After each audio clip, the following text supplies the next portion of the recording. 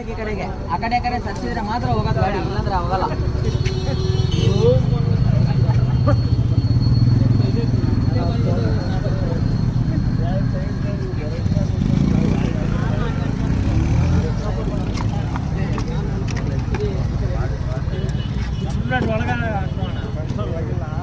Direct ಇಂಜಿನಿಗೆ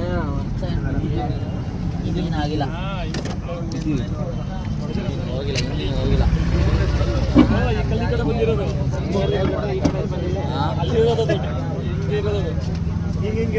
ಡಿವೈಡ್ರೆ ಬಿದ್ದು ಹೋಗ್ಬಿಟ್ಟಿದ್ಯಲ್ಲಪ್ಪ ಇದು. ಎಲ್ಲಿ ಅಲ್ಲಿಂದ ಹೊಡೆದಿರೋದು ಇದು. ಬಂದು ಗುದ್ದಿ ಸ್ಪೀಡ್ ಈ ಕಡೆ ಕಚ್ಕೊಂಡು